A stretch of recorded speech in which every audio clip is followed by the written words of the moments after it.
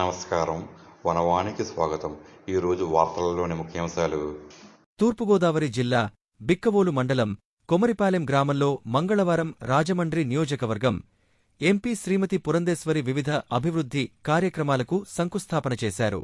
ఈ సందర్భంగా ఆమె విలేకరులతో మాట్లాడుతూ ప్రజా సంక్షేమానికి తమ కూటమి కట్టుబడి ఉందని, జన్మభూమి ట్రైన్ హాల్ట్ అనపర్తికి ఇచ్చేలా కృషి చేస్తామని, అలాగే కెనాల్ రోడ్డు అభివృద్ధి కొరకు ఇప్పటివరకు కోట్ల రూపాయల నిధులు కేటాయించామని పేర్కొన్నారు.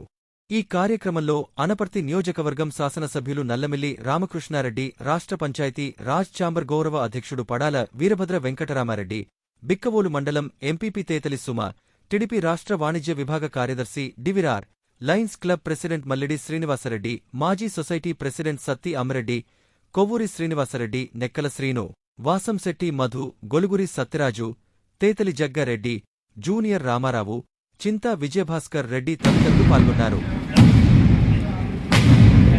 అందరికీ నమస్కారం. ఈరోజు అనపర్తి నియోజకవర్గంలో, శాసనసభ నియోజకవర్గంలో అనేక అభివృద్ధి కార్యక్రమాలు పాల్గొనేటువంటి అవకాశం ఇవాళ నాకు దొరికింది. సాధారణంగా ఎంపీలందరికీ కూడా వారి వారి నియోజకవర్గాలని అభివృద్ధి చేయడానికి కేంద్ర ప్రభుత్వం సాధారణంగా మాకు కొన్ని ఫండ్స్ ఇస్తూ ఉంటుంది. దానిని మాకిచ్చినటువంటి ఫండ్స్ ఏవైతే ఉంటాయో ఎంపీ నియోజకవర్గంలో ఉన్న 7 నియోజకవర్గాలకు కూడా స్థానికంగా ఉన్నటువంటి శాసనసభ్యుల్ని కాన్ఫిడెన్స్ లోకి తీసుకుంటూ వారు ఏది సూచిస్తే ఆ అభివృద్ధి కార్యక్రమానికి మా దగ్గర ఉన్నటువంటి ల్యాబ్స్ ఇవ్వడం జరుగుతూ ఉంటుంది.